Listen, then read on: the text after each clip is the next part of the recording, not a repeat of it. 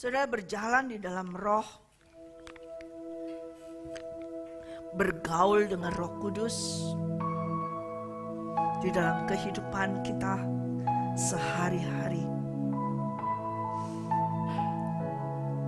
Roh Kudus mengajarkan kepada saya ada level di dalam pergaulan dengan Dia. Ada level di mana yang harus kita jalani. Level yang harus kita lalui. Katakanlah sebagai suatu tingkatan yang harus kita lewati. Bila kita tidak mau melewati kenaikan tingkat tersebut, maka kita tidak bisa berjalan bersama dengan Roh Kudus. Maka kita tidak akan bisa memiliki hubungan pergaulan yang intim dengan Tuhan Yesus Kristus. Di mana setiap level ini harus kita jalani. Setiap level ini harus kita tanjaki. Setiap level ini harus kita alami. Tanpa kita mengalaminya, maka maafkan. Sia-sialah hidup ibadahmu, sia-sialah kehidupanmu sehari-hari yang mengikuti Yesus Kristus. Kalau engkau tidak sampai ke level yang dikehendaki oleh Tuhan Allah Bapa. Di dalam Roma 8 ayat yang kelima berkata bahwa sebab mereka yang hidup menurut daging memikirkan hal-hal yang dari daging. Mereka yang hidup menurut roh memikirkan hal-hal yang dari roh. Karena keinginan daging adalah maut, tetapi keinginan roh adalah hidup dan damai sejahtera. Sebab keinginan daging adalah perseteruan terhadap Allah, karena ia tidak takluk kepada hukum Allah. Hal ini memang tidak mungkin baginya. Mereka yang hidup dalam daging tidak mungkin berkenan kepada Allah. Saudaraku yang kekasih, mungkin hal ini sudah sering saya sampaikan dan sudah sering disampaikan di Menara Doa. Tetapi kayaknya memang harus lebih diperjelas lebih lagi dan harus diajarkan lebih lagi. Di sini tentang suatu kehidupan manusia roh itu seperti apa. Yang disampaikan oleh Rasul Paulus di dalam Roma 8 ayat 5. Ini adalah orang-orang yang sudah menerima Yesus Kristus. Ada level di mana saya membuat suatu diagram, bisa ditayangkan. Yaitu di dalam kehidupan kita. Sekalipun kita ini sudah dikatakan tadi di ayat yang pertama, demikianlah sekarang tidak ada penghukuman bagi mereka yang ada di dalam Kristus. Roh yang memberi hidup telah memerdekakan kamu dalam Kristus dari hukum dosa dan hukum maut. Namun orang tersebut masih hidup dalam daging. Level yang pertama adalah dia hidup di dalam daging. Dia hidup di dalam daging berarti dia sehari-harinya hidupnya memikirkan hal-hal yang dari daging. Namun dia sudah di dalam Kristus Yesus. Sebetulnya dia sudah diberi kebebasan, kemerdekaan dari hukum dosa. Namun mereka masih lebih suka hidup di dalam daging. Yang di dalam pola pikirnya selalu memikirkan hal-hal yang dari daging. Dan kalau dia di dalam kehidupannya memikirkan hal-hal yang dari daging, kalaupun dia berdoa secara daging. Sekalipun dia menerima bahasa roh, dia berdoanya di dalam daging. Dan di dalam daging ini adalah dosa. Di dalam daging ini adalah dosa. Kalau ini saudara di sini ada daging, walaupun dia sudah menerima Yesus Kristus, tetapi dia masih hidup di dalam kedagingannya. Dia pun berdoa di dalam daging. Dan dia berjalan dalam daging. Sehingga dia akan jatuh dalam dosa. Ketika ia jatuh dalam dosa, maka orang tersebut berada di luar firman Tuhan.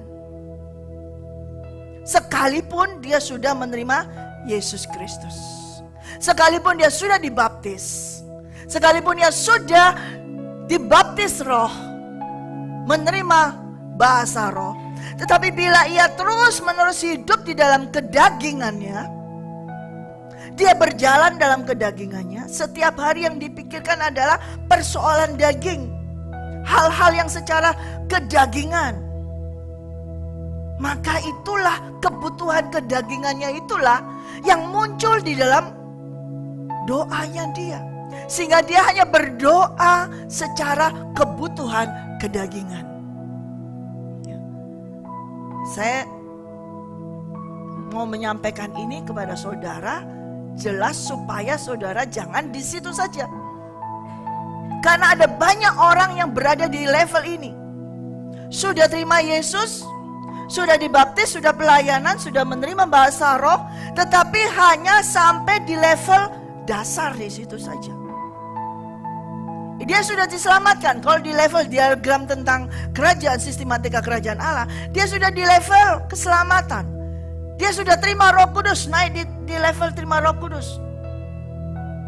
Orang yang sudah terima Roh Kudus masih bisa hidup dalam daging. Orang yang sudah menerima bahasa roh bisa hidup dalam daging. Karena dia terus hanya bergaul dengan kedagingannya dia. Yang dia pikirkan dalam kehidupannya selalu hal-hal yang sifatnya daging. Kebutuhan keuangan, bagaimana cara bisa memberikan makan, bagaimana cara membayar hutang, bagaimana caranya kehidupan sehari-hari. Kalau setiap hari doanya engkau berdoanya, Tuhan tolong kami supaya kami bisa makan, Tuhan tolong kami bagaimana kami bisa membayar hutang-hutang, Tuhan tolong kami sangat membutuhkan keuangan. Sekalipun engkau sudah terima Yesus Kristus, dibaptis roh, tapi kalau isi pikiranmu adalah isi hatimu tentang kebutuhanmu, engkau masih hidup dalam kedagingan. Dan kalau engkau masih hidup dalam kedagingan, itu engkau masuk dalam dosa, jatuh dalam dosa. Berarti engkau di luar firman Tuhan. Artinya apa? Kalau engkau terus berdoanya bergaul, berdoanya memohon untuk kebutuhan kedagingan, berarti engkau belum masuk dalam firman. Firman Tuhan tidak ada di dalam dirimu, dan engkau tidak masuk dalam firman Tuhan. Karena engkau tidak percaya akan firman Tuhan. Engkau berkata menerima Yesus Kristus, namun engkau tidak mau di dalam firman. Banyak orang yang hidup di level ini, betul? Sekalipun punya titel pendeta segala macam, yang masih hidup dalam seperti ini level ini banyak sekali. Dan kalau terus hanya sampai di situ saja, engkau gak akan bisa berjalan dengan Tuhan. Dikatakan tadi, mereka yang hidup, ayat 8, mereka yang hidup dalam daging tidak mungkin berkenan kepada Allah. Tidak mungkin bisa berkenan kepada Allah.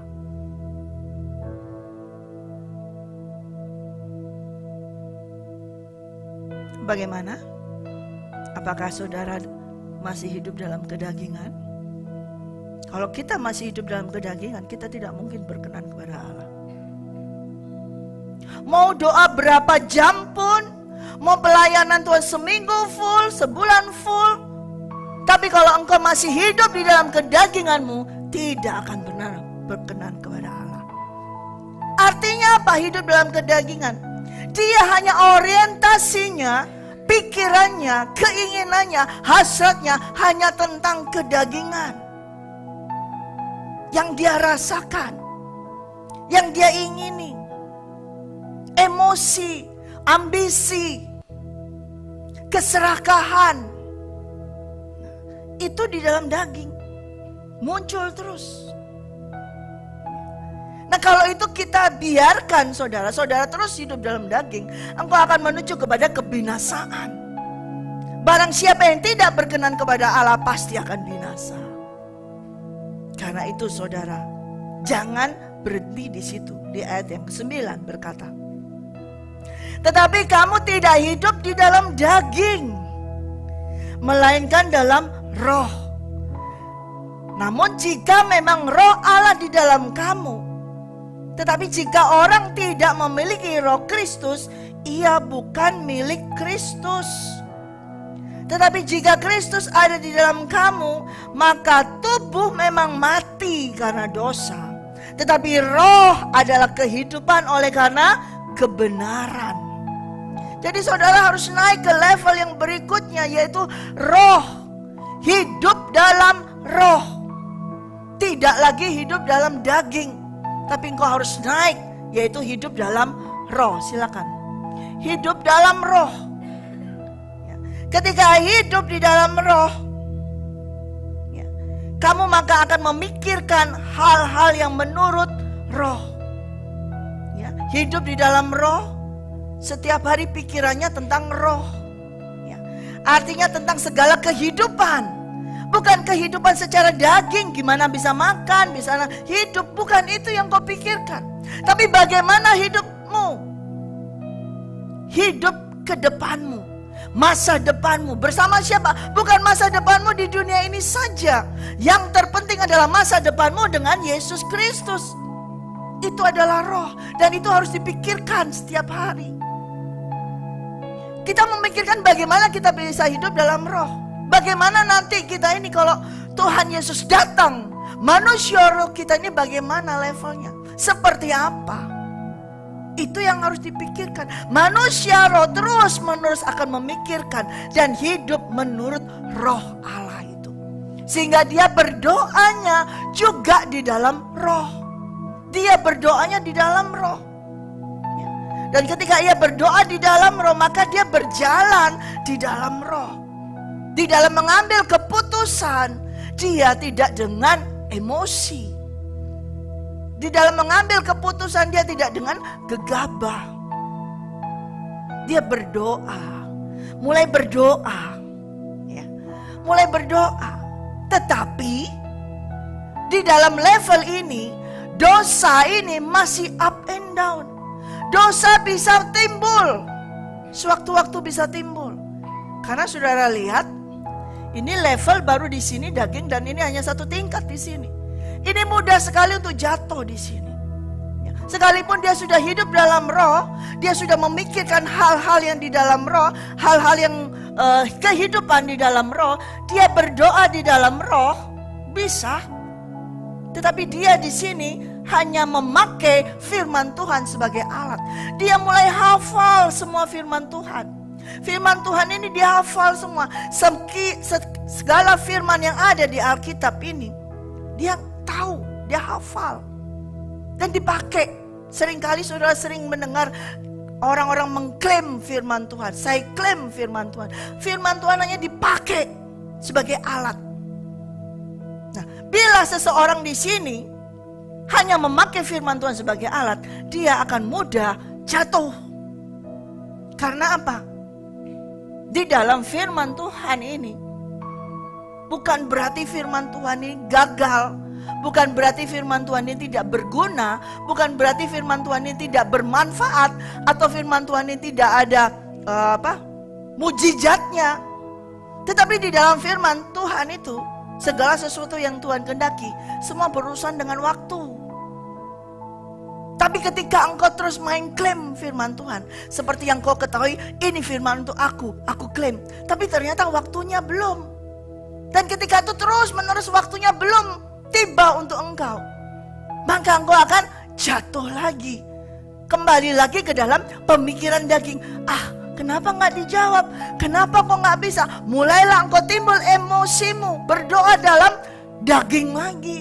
Dengan emosi, engkau berdoa dalam roh dengan maksud yang benar, tapi engkau emosi. Ada marah, ada kecewa. Kenapa kok terjadi seperti ini? Kenapa seperti ini? Nah, mulai down lagi. Maka di sini di level ini saudara, dosa itu up and down. Mudah sekali engkau digoyahkan dengan situasi di sekitarmu. Ketika ada hal-hal yang tidak berkenan terjadi, engkau mulai drop, goyang lagi. Sehingga engkau mulai berdoa dengan roh juga, tapi dalam daging, emosi, marah, ketakutan, panik. Nah, tapi berdoa bahasa roh. Nah, yang muncul, yang kedengaran adalah tidak sampai di levelnya Tuhan. Kembali lagi kepada level daging. Itu tidak akan bisa berkenan kepada Allah Bapa. Enggak dijawab-jawab. Kenapa begini? Panik sudah langsung berdoa. Wow, no. Dengan emosi, dengan ambisi. Nothing happen. Tidak akan terjadi apapun juga. Itu engkau berarti sama dengan engkau berdoa dalam daging. Sekalipun engkau menggunakan bahasa roh. Di level yang kedua ini sangat rentan. Coba ditayangkan lagi. Sangat rentan. Di level yang kedua ini sangat rentan. Karena secara kehidupan kasat mata atau secara kerohanian, orang di sini dinilai sangat rohani. Orang di sini mempunyai posisi yang tinggi, kelihatannya di sini. Sudah kelihatan, oh ini leader, oh ini hamba Tuhan semuanya, oh ini pendoa, semuanya pelayan Tuhan. Ini kelihatan banget. Tampilnya banyak, sering muncul, kelihatan banget di sini. Secara kasat mata, kelihatan ini sudah wow, sudah roh, sudah penuh roh. Tetapi ketika menghadapi suatu masalah, terjadi sesuatu, maka engkau akan drop lagi di sini. Karena engkau hanya memakai firman Tuhan sebagai alat. Ketika firman yang kau utarakan, kau klaim itu belum terjadi, maka akan muncul lagi kedagingan ini. Kedagingan ini akan muncul. Mulai di situ membantu Tuhan. Dengan bahasa roh yang kencang, dengan lakukan ini, mungkin lakukan ini, segala macam dilakukan semuanya. Ternyata itu bukan kehendak Tuhan yang kau lakukan. Itu adalah ambisimu untuk bisa mencapai sesuatu. Di sini kita mau buka terlebih dahulu di dalam Yakobus. Kita buka dalam Yakobus 4.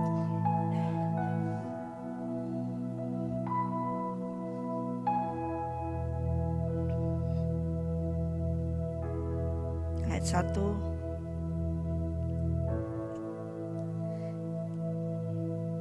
Dari manakah datangnya sengketa dan pertengkaran di antara kamu? Bukankah datangnya dari hawa nafsumu yang saling berjuang di dalam tubuhmu?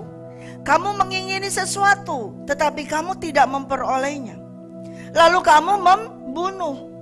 Kamu iri hati, tetapi kamu tidak mencapai tujuanmu. Lalu kamu apa? Bertengkar, berkelahi. Kamu tidak memperoleh apa-apa karena kamu tidak berdoa. Atau kamu berdoa juga, tetapi kamu tidak menerima apa-apa karena kamu salah berdoa. Sebab yang kamu minta itu hendak kamu habiskan untuk memuaskan hawa nafsumu. Hai kamu orang-orang yang tidak setia, tidakkah kamu tahu bahwa persahabatan dengan dunia adalah permusuhan dengan Allah? Jadi barang siapa hendak menjadi sahabat dunia ini, ia menjadikan dirinya musuh Allah. Ya. Jadi ketika ada datang sengketa, semua itu karena apa? Dari hawa nafsu. Saudara punya kebutuhan, saudara berdoa, tapi kok gak pernah terima, gak menerima. Karena salah berdoamu. Karena apa yang kau doakan itu akan kau pakai dengan untuk hawa nafsumu. Di level yang kedua, orang yang tadi hidup dalam roh, dia sudah berdoa dalam roh. Dia sudah memohon berdoa. Tetapi yang dia doakan itu adalah dipakai untuk kedagingan dia, untuk hawa nafsunya dia. Makanya dia tidak memperoleh apa-apa. Dia sudah benar mungkin berdoa 3 jam, 4 jam, 5 jam, 6 jam, seminggu full berdoa puasa, doa. Tapi mintanya di dalam doa itu mau dipakai secara ambisi dan kedagingannya dia, maka dia tidak memperoleh jawaban dari Tuhan, tidak memperoleh apa-apa. Karena di sini apa? Kamu orang-orang yang tidak setia dikatakan. Sekalipun kau hidup dalam roh, engkau berdoa dalam roh, tapi kalau doamu salah, firman Tuhan berkata kamu adalah orang-orang yang tidak setia. Karena yang kamu doakan itu mau kamu pakai untuk kenikmatan dirimu sendiri.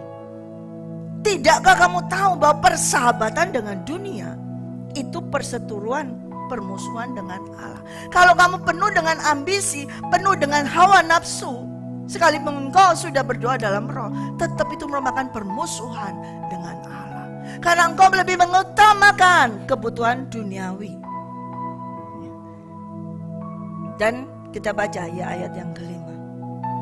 Janganlah kamu menyangka bahwa kitab suci tanpa alasan berkata roh yang ditempatkan Allah di dalam diri kita diingininya dengan cemburu. Nah, Tuhan tuh cemburu ketika roh yang ditempatkan dalam diri kita sehingga kita bisa berdoa dalam roh. Saya ulang sekali lagi. Saudara tolong lihat, perhatikan. Ketika Tuhan menempatkan rohnya di dalam diri kita, katakan amin. Kemudian kita mempergunakan, kita memakai roh yang dia tempatkan dalam diri kita, dipakai untuk kepuasan kita, dipakai untuk ambisi kita, dipakai untuk memenuhi kebutuhan kita. Itu diingini Tuhan, dicemburi oleh Tuhan. Bisa mengerti saudara? Roh Kudus yang ditaruh di dalam kita supaya kita berdoa. Untuk apa? Berdoa bergaul kepada dia, bukan berdoa untuk segala keperluan kita. Roh Allah yang ditempatkan dalam diri kita itu untuk bergaul, berdoa untuk kepentingan roh Allah, untuk kepentingan kerajaan surga, bukan engkau pakai untuk kepentingan dirimu sendiri. Itu cemburu Tuhan. Seringkali engkau pakai Roh Kudus yang di dalammu berdoa untuk kepentinganmu. Betul nggak? Betul nggak? Dan Tuhan cemburu karena itu. Dipikir kau nggak sadar, Tuhan cemburu ketika rohnya kau pakai untuk berdoa untuk kepuasan jasmanimu, untuk kepentingan pribadimu. Sekalipun itu pelayanan, sekalipun itu gereja, sekalipun itu sepertinya untuk kerajaan surga, tapi itu untuk ketenaranmu. Tuhan cemburu jika engkau memakai rohnya untuk itu. Makanya kamu tidak mendapat apa-apa. Mungkin dapat jawaban, kau semakin tenar, kau semakin banyak job, kau semakin banyak diberkati. Tapi rohnya cemburu karena engkau memakai untuk kepentingan pribadimu. Dan Tuhan mengkategorikan orang yang demikian adalah orang yang tidak setia. Dan bahkan bukan hanya orang yang tidak setia, tetapi orang yang congkak, orang yang sombong.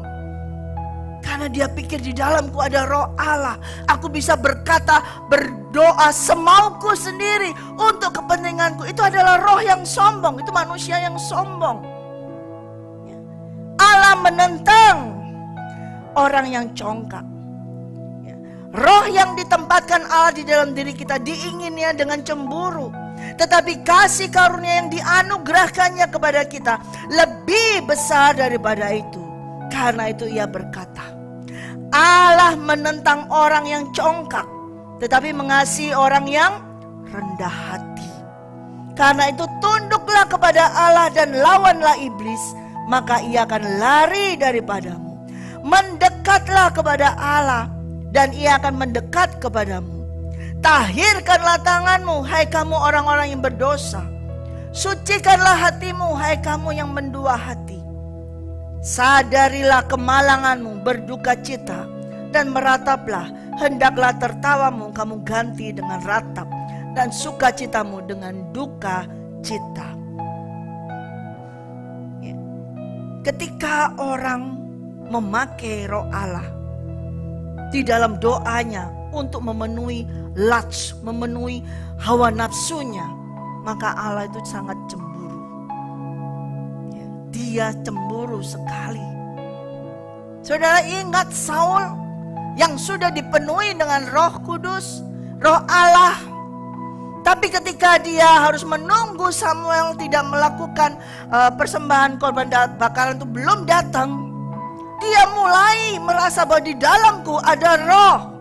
Aku memiliki otoritas itu. Tapi yang dia lakukan persembahan korban bakaran itu bukan untuk kepentingan kerajaan surga. Bukan untuk kepentingan Tuhan. Supaya kepentingan apa? Dia dilihat, dihormati oleh semua rakyatnya. Dipakai, diselewengkan roh itu. Makanya Tuhan cemburu kepada Saul. Sehingga ditarik kembali itu rohnya Tuhan. Tuhan gak suka rohnya yang maha kudus itu di dalam setiap manusia dipakai untuk kepentingan manusia itu sendiri. Ia akan ditarik pulang.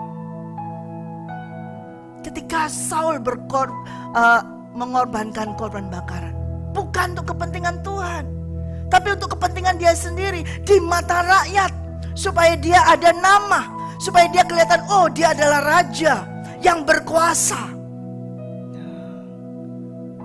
Di situ Tuhan tidak suka. Dia sangat cemburu kalau rohnya dipakai untuk kepuasan jasmani. Makanya langsung rohnya itu tarik mundur. Ditarik mundur. Dan ketika ditarik mundur, tidak ada roh Tuhan. Yang ada adalah roh iblis. Dia jatuh lagi ke level yang tadi. Hidup dalam daging.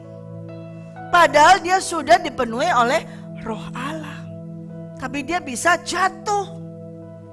Karena apa? Dia tidak bergaul lebih erat lagi kepada Roh Kudus. Dia lebih banyak bergaul dengan apa? Keinginan dagingnya. Untuk memuaskan dagingnya, untuk memuaskan segala kebutuhannya. Dan dikatakan, sadari kemalanganmu itu. Sadari duka citamu itu. Orang itu adalah orang yang sombong, orang yang congkak. Sadari duka cita itu. Sekarang merataplah. Hendaklah tertawa muka, ganti dengan ratap. Karena sepatutnya orang yang sudah jatuh itu tidak pantas kalau dia bersorak-sorai. Dia harus meratap. Dia harus menangisi kejatuhannya. Dan dia harus bertobat, minta ampun kepada Tuhan. Dia harus mendekat lagi kepada Tuhan dan melawan iblis. Iblis ini akan lari daripada dia. Tetapi yang dilakukan Saul tidak melakukan itu. Dia malah semakin bersekongkol dengan iblis. Dia semakin mengundang iblis masuk dalam kehidupannya, sehingga dia dikuasai oleh roh jahat. Ada timbul keinginan dalam hatinya membunuh Daud karena iri hati. Ada timbul dalam hatinya mau membinasakan Daud karena benci, karena ambisinya, karena Daud lebih tenar daripada dia. Nah itu muncul. Kan dari mana? Dari bukan Roh Kudus yang ditarik pulang, roh Allah yang sudah kembali ke pemerintahan pusat. Kemudian masuklah roh jahat itu. Jatuh dia. Jatuh. Jadi orang yang sudah dipenuhi roh bisa jatuh dalam dosa. Makanya saudara bisa bertanya, kenapa akhir-akhir ini banyak hamba-hamba Tuhan yang jatuh dalam dosa? Karena dia hanya sampai di level yang kedua ini saja. Apa? Hidup dalam roh. Memakai firman sebagai alat. Semua dikutip. Yang baik-baik dikutip, diutarakan. Memperkatakan firman saja. Ngomong tentang firman saja.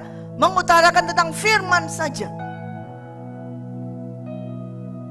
Tapi dia gak tahu, hanya asal comot.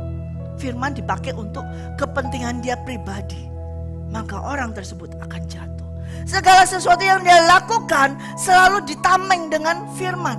Dosa-dosa yang dia lakukan keluar ayat untuk mengadakan suatu apa?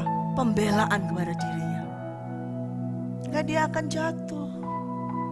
Dan Tuhan berkata, ayat yang ke-10, rendahkanlah dirimu di hadapan Tuhan, maka ia akan meninggikanmu. Nah, seharusnya orang yang sudah jatuh itu, dia harus datang kepada Tuhan dan merendahkan dirinya dengan sikap pertobatan yang menyatakan bahwa aku sudah tidak berarti lagi di hadapan Tuhan. Ada sikap kerendahan hati, merendahkan dirinya. Ya. Maka Tuhan akan meninggikan orang tersebut. Ia akan mengangkatnya orang tersebut. Tapi kalau tidak sadar, tidak bertobat, tidak ada. Saul tidak bertobat. Justru dia terus menyangkal. Dia tidak mau disalahkan. Dia selalu cari alasan. Ada saja alasannya. Ada saja karena ini, karena ini. Dia tidak mau bertobat. Orang yang sudah jatuh dalam dosa tidak mau bertobat. Ini sangat menyedihkan. Ini sangat berbahaya. Dan akhir zaman ini banyak saudaraku yang kekasih, hamba-hamba Tuhan yang jatuh dalam dosa, tapi tetap tidak mau bertobat. Merasa dia sudah benar, merasa dirinya sudah oke.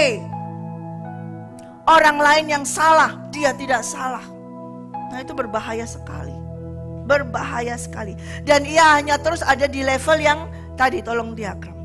Di level yang kedua itu saja. Lalu bagaimana? Kita harus naik ke level yang ketiga, yaitu hidup oleh roh. Hidup oleh roh. Kalau kita hidup oleh roh, ya, di Galatia 5 ayat 16. Nanti akan maju di atas. Hiduplah oleh roh, maka kamu tidak akan menuruti kedagingan. Hiduplah oleh roh, maka kamu tidak akan menuruti keinginan daging. Sebab keinginan daging berlawanan dengan keinginan roh, dan keinginan roh berlawanan dengan keinginan daging, karena keduanya bertentangan, sehingga kamu setiap kali tidak melakukan apa yang kamu kehendaki. Akan tetapi jikalau kamu memberi dirimu dipimpin oleh roh, maka kamu tidak hidup di bawah hukum Taurat. Ya, harus naik ke level hidup oleh roh. Ya, hidup oleh roh. Kalau tadi di level ini hidup dalam roh, ini dari kalau sistematika kerajaan Allah, ketika orang sudah diselamatkan, terima Roh Kudus, dan dia menerima berkat ilahi, dia bisa di sini. Ya. Tetapi itu tidak boleh berhenti hanya menerima divine healing blessing. Dia harus naik lagi di sini. Hidup dalam roh. Tolong ini tulisannya. Hidup di dalam roh. Artinya dikuasai oleh Roh Kudus. Berdoa dalam roh artinya dikuasai oleh Roh Kudus. Berjalan dalam roh dikuasai oleh Roh Kudus. Ini rohnya. Ya. Nah, orang hidup dalam roh, dia dikuasai oleh Roh Kudus. Orang berdoa dalam roh, dia dikuasai oleh Roh Kudus. Orang berjalan dalam roh, ia dikuasai oleh Roh Kudus. Sehingga orang yang hidup di dalam roh dan berdoa di dalam roh dan berjalan di dalam roh adalah orang yang dikuasai oleh Roh Kudus. Maka dosa tidak akan ada lagi. Tidak bisa berbuat dosa lagi. Seseorang yang hidup oleh roh, berdoa oleh roh, berjalan oleh roh, artinya hidupnya dikuasai sepenuhnya oleh roh. Orang tersebut tidak akan bisa berdosa lagi. Sin no more. Tidak ada dosa. Tidak bisa berbuat dosa. Kenapa? Dia masuk di dalam firman Tuhan. Dia tinggal di dalam firman Tuhan. Dia bergaul dengan Roh Kudus. Setiap hari, setiap saat dia dikuasai Roh Kudus. Setiap hari, setiap saat dia menerima firman.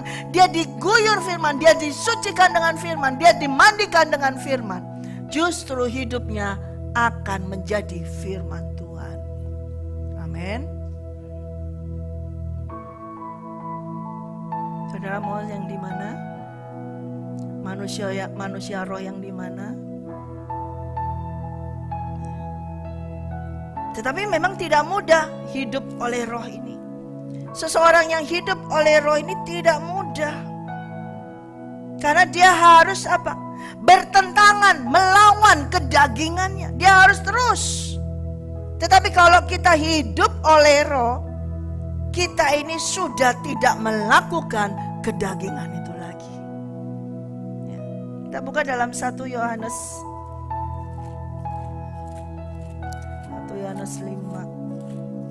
4 ya.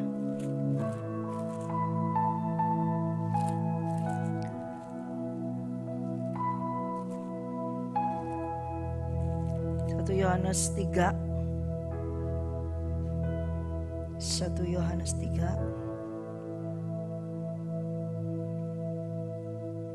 ayat 6.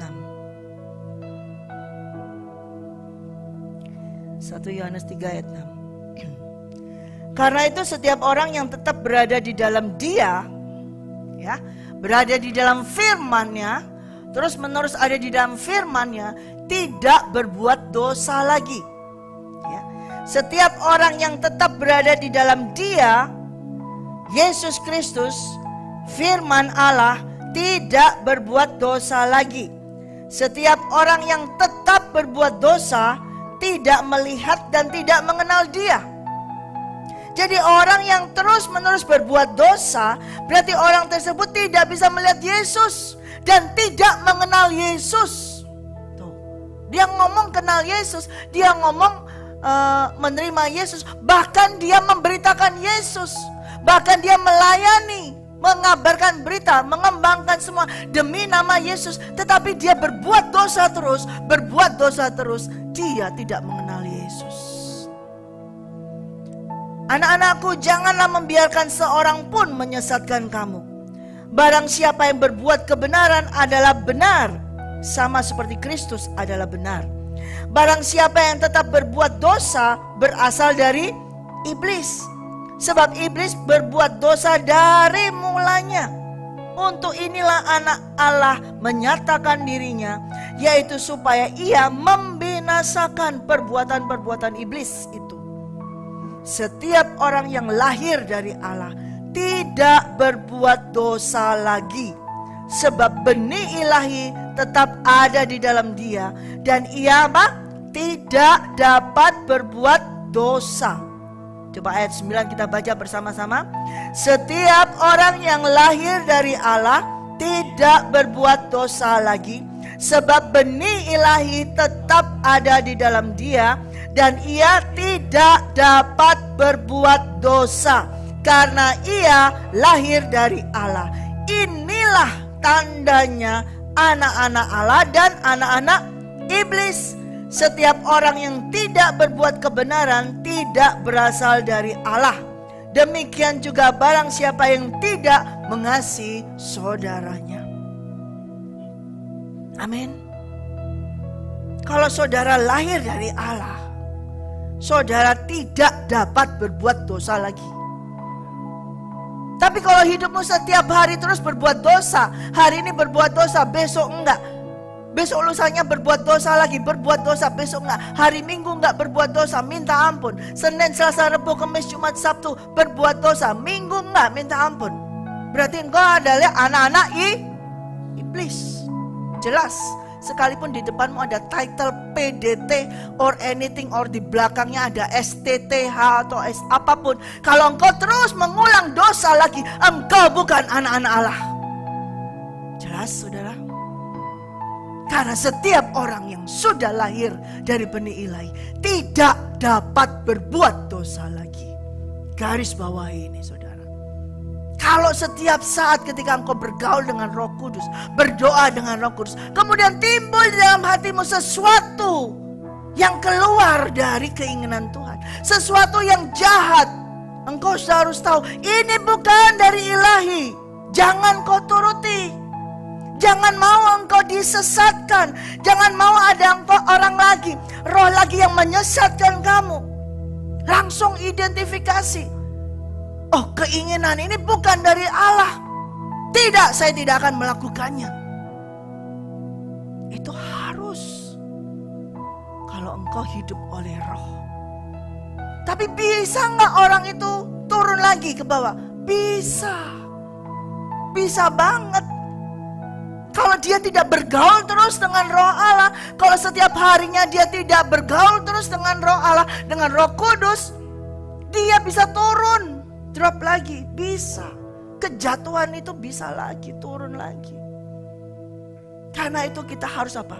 Terus walk in habitually fellowship with the Holy Spirit.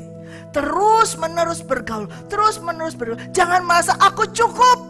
Nah ini banyak orang yang sudah merasa aku sudah cukup, aku sudah punya segalanya, aku sudah dipenuhi Roh Kudus, cukup. Tidak saudara, sekali-kali engkau merasa aku sudah cukup dipenuhi Roh, itu adalah berbahaya, di mana engkau bisa jatuh. Karena itu sudah menjadikan kesombongan. Dan orang yang dipenuhi oleh Roh Kudus tidak sombong, tidak akan bisa sombong. Semakin dia dipenuhi, semakin dia menunduk. Semakin dipenuhi, semakin dia menunduk. Semakin dia dipenuhi, semakin dia menunduk lagi, menunduk lagi. Itu adalah orang yang dipenuhi, yang hidup oleh Roh. Tidak akan punya masalah ketika ada firman yang tajam menembus. Tidak akan ada masalah ketika ada orang yang menyindirnya. Tidak ada masalah ketika ada orang menganiaya dia. Tidak ada masalah ketika ada orang yang menegur dia dengan keras. Tidak akan ada masalah, karena dia sudah dipenuhi Roh Kudus. Dan dia tahu kalau itu dia masih harus ditegur, dia akan terima lagi, dia akan terima lagi. Dan dia semakin dipenuhi lagi, semakin dipenuhi lagi. Tapi kalau orang itu menolak didikan, menolak teguran, berarti dia belum hidup oleh Roh. Dia masih dalam roh yang bisa jatuh ke dalam daging. Kenapa kok firman-Nya nyinggung saya? Kenapa kok ke saya? Kenapa kok saya disalahkan? Nah itu berarti engkau sudah drop lagi, turun ke dalam daging. Amin. Manusia roh yang dikehendaki oleh Tuhan, terus grade-nya dinaikkan terus. Seperti tadi Tuhan berkata, Tuhan kalau mendekat kepada Tuhan, rendahkan dirimu. Kalau engkau mau mendekat kepada Tuhan, kalau engkau mau berbakti kepada Tuhan, kalau engkau mau beribadah kepada Tuhan, rendahkan dirimu di hadapan Tuhan, maka Ia yang akan mengangkatmu tinggi. Dia akan meninggikan kamu. Tapi kalau kita mau datang di hadirat Tuhan tidak dengan kerendahan hati, hanya dengan saya sudah, oh ini firman saya sudah tahu, saya nggak seperti ini, saya nggak kok, itu bukan untuk saya, itu untuk orang lain. Ya kan, sukanya gitu kan, bukan untuk saya, itu untuk sebelah, bukan saya sebelah kiri, bukan buat saya itu belakang saya, bukan buat saya itu yang depan tuh. Nah suka begitu kan kita, ya kan? Kita selalu punya tameng banyak gini, perisainya banyak kita. Perlindungan Tuhan katanya. Tuhan yang mana gitu loh ya toh. Nah, hati-hati saudara. Ketika engkau mendengar firman Tuhan, kemudian kau langsung pakai perisai, bukan saya. Terus lagi begitu dengar firman, bukan saya. Ini mendal terus. Hati-hati. Berarti itu menunjukkan dirimu adalah congkak, dirimu adalah sombong. Dan orang yang congkak dan sombong, Tuhan sangat menentangnya. Amin. Tapi Tuhan sangat mengasihi orang yang rendah hati. Dan Ia akan mengangkatnya orang itu pada waktunya Tuhan. Bukan waktumu. Oh sekarang Tuhan, promosikan aku sekarang Tuhan. Oh sekarang promosikan Tuhan. Sudah waktunya aku, berapa tahun Tuhan aku melayani. Kapan sekarang Tuhan promosikan Tuhan? Tidak ada. Promosi kita nggak datang dari utara, dari barat, dari selatan, dari timur. Promosi kita datang dari Tuhan. Amin. Jangan merasa aku sudah waktunya dipromosikan. Tunggu. Dia akan tahu saat yang tiba kapan dia mempromosikan diri. Dan kalau sekali kamu dipromosikan, tidak ada orang yang bisa menjatuhkannya lagi. Amin. Jangan pakai relasi, jangan pakai ini. Ada banyak nih sekarang semua orang yang berada di tata iblis. Pakai relasi. Akhirnya apa? Jatuh juga. Sehingga mereka diam di tata iblis dan mereka jatuh. Banyak anak-anak Tuhan yang mendiami tata iblis. Hati-hati saudara. Hati-hati. Tatahnya iblis jangan kau duduki. Pasti akan jatuh.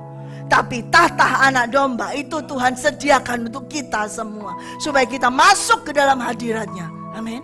Tapi syaratnya adalah hiduplah oleh roh. Yang terus menerus dipenuhi oleh roh. Dipenuhi oleh roh. Amin. Kehidupan kita walk in habitual fellowship with the Holy Spirit. Jangan dikira sampai di sini saja. Terus saudara. Terus. Sampai engkau disempurnakan. Terus menerus. Kalau kita merasa sudah cukup, nggak bisa. Ayat yang terakhir nih, kalau boleh. Haleluya.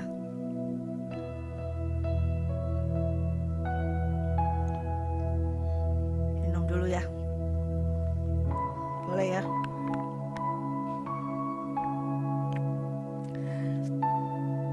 Satu Korintus 2. 1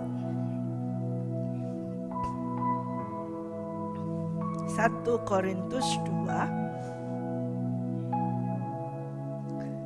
ayat 12. Oh, saya naikkan ke ayat yang ini aja dulu. 6. Ya, mulai dari ayat 6.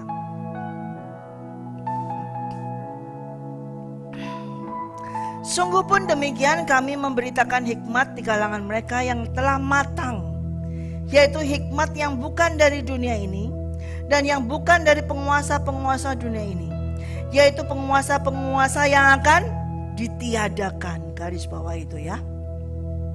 Tetapi kami beritakan ialah hikmat Allah yang tersembunyi dan rahasia yang sebelum dunia dijadikan telah disediakan Allah bagi kemuliaan kita. Tidak ada penguasa dari dunia ini yang mengenalnya.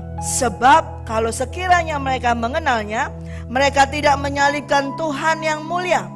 Tetapi seperti ada tertulis, apa yang tidak pernah dilihat oleh mata dan tidak pernah didengar oleh telinga dan yang tidak pernah timbul di dalam hati manusia, semua yang disediakan Allah untuk mereka yang mengasihi Dia.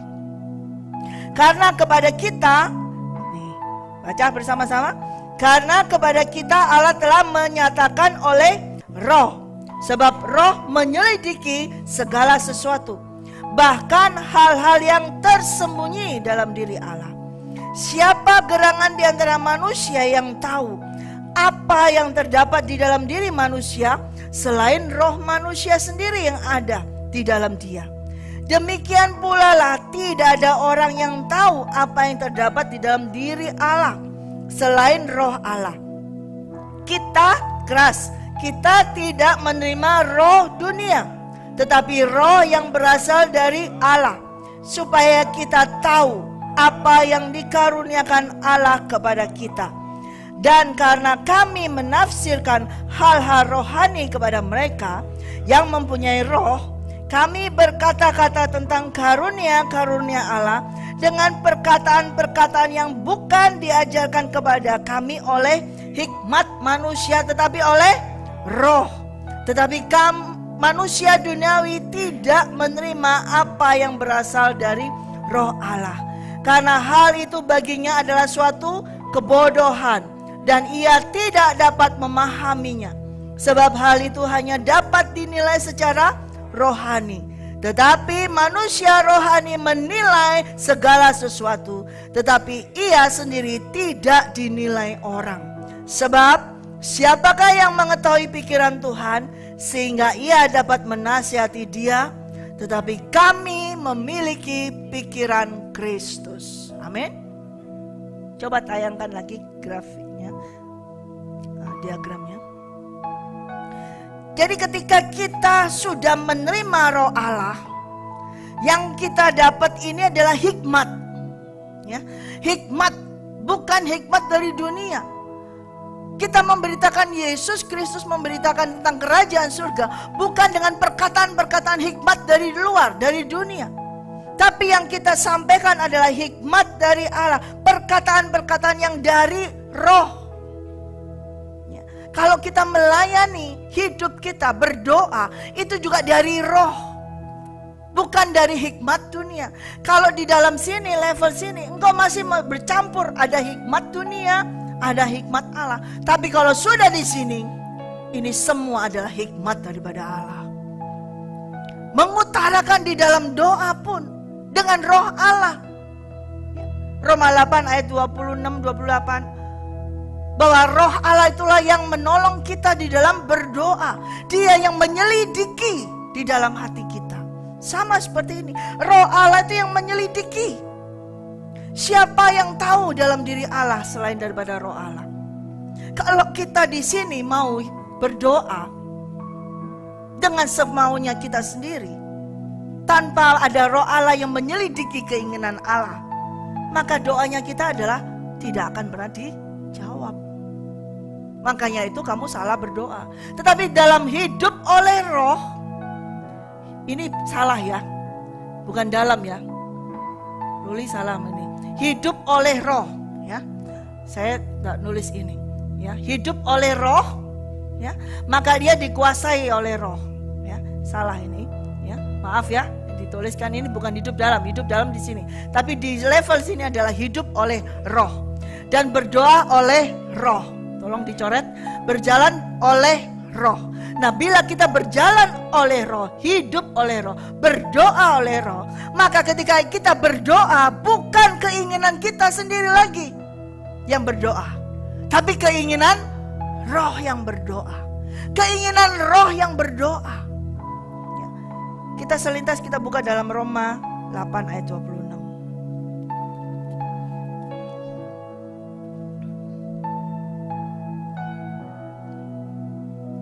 Demikian juga Roh membantu kita dalam kelemahan kita, sebab kita tidak tahu bagaimana sebenarnya harus berdoa. Tetapi Roh sendiri berdoa untuk kita kepada Allah dengan keluhan-keluhan yang tak terucapkan.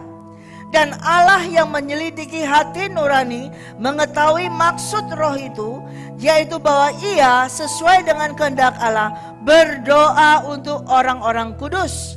Kita tahu sekarang bahwa Allah turut bekerja dalam segala sesuatu untuk mendatangkan kebaikan bagi mereka yang mengasihi Dia, yaitu bagi mereka yang terpanggil sesuai dengan rencana Allah. Kalau kita hidup oleh Roh, ketika kita berdoa oleh Roh.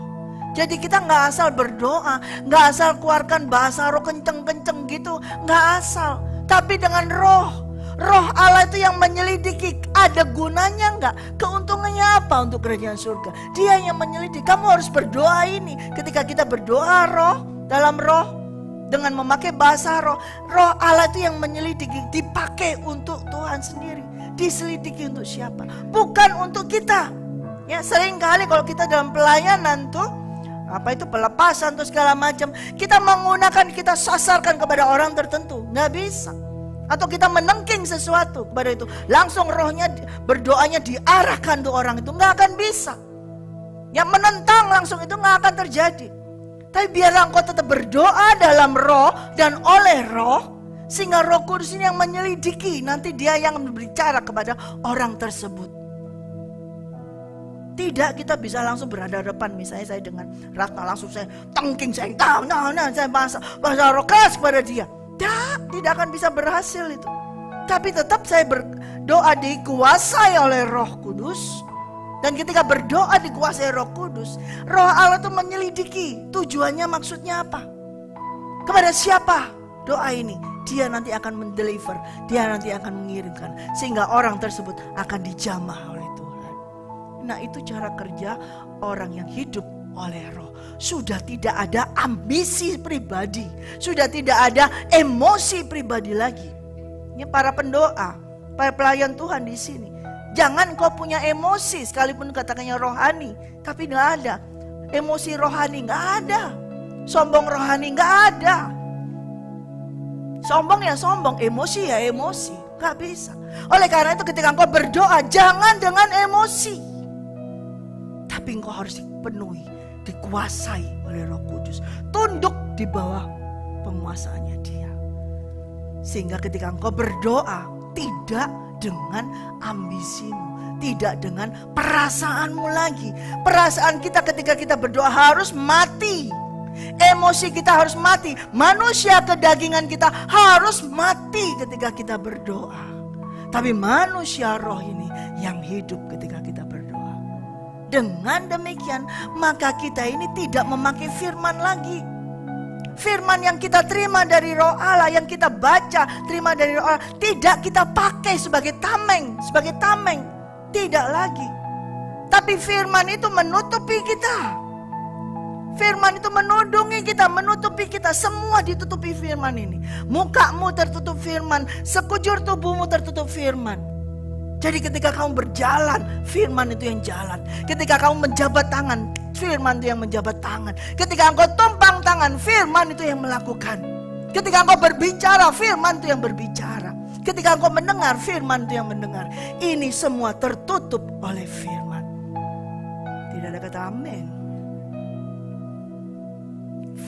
Kita diselubungi oleh firman, ditutup oleh firman, dan kita dijadikan firman Tuhan.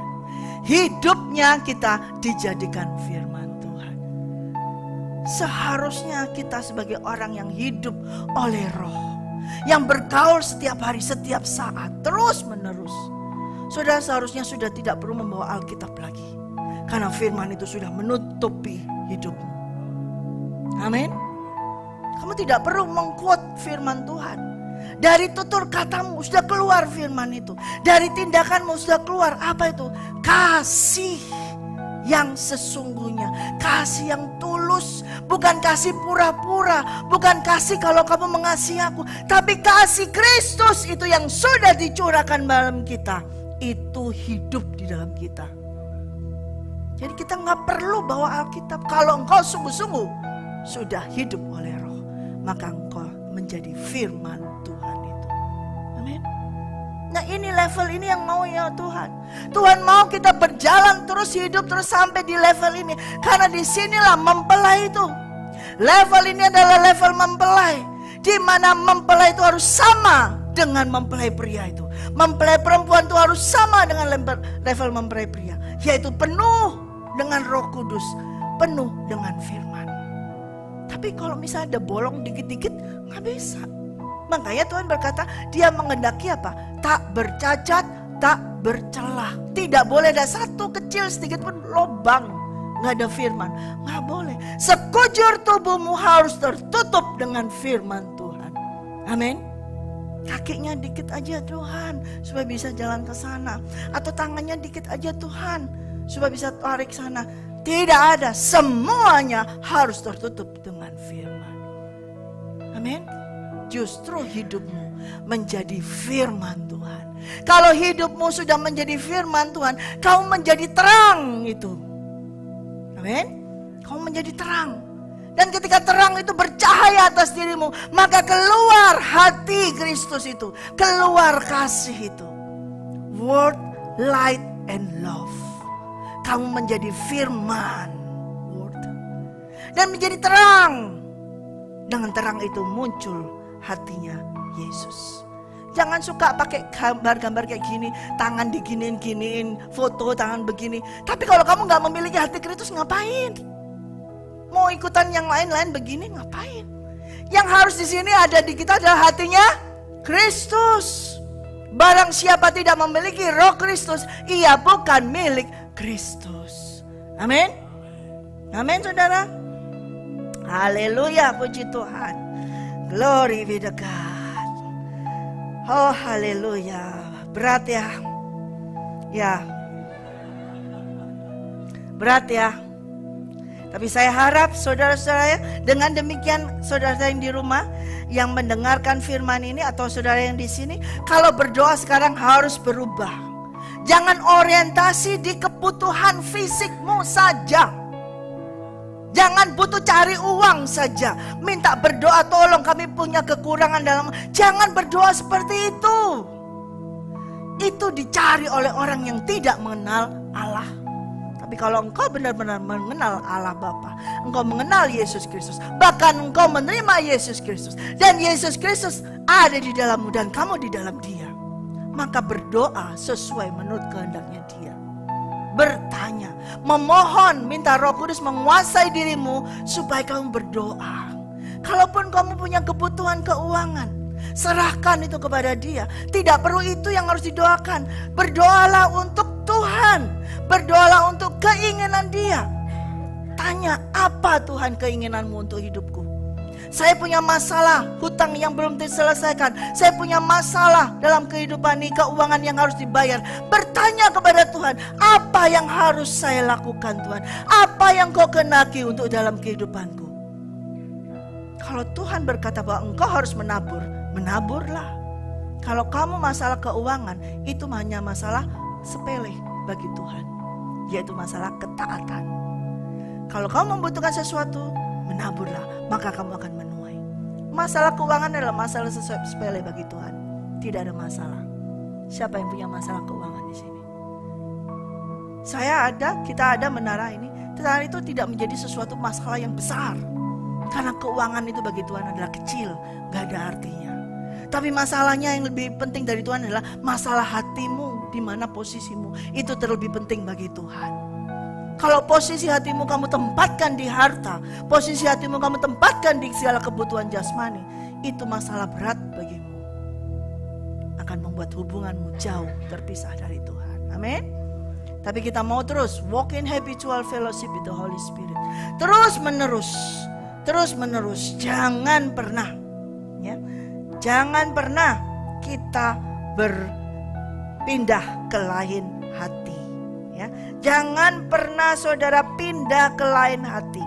Tapi saudara harus tetap terus kepada Tuhan Yesus, melekat terus. Ya. Jangan sampai saudara demi sesuap nasi, demi makanan engkau menyeleweng, engkau berpindah ke lain hati. Jangan. Karena Roh Allah yang ditempatkan di dalam dirimu diingina dengan cemburu. Amin. Mari kita bangkit sudi.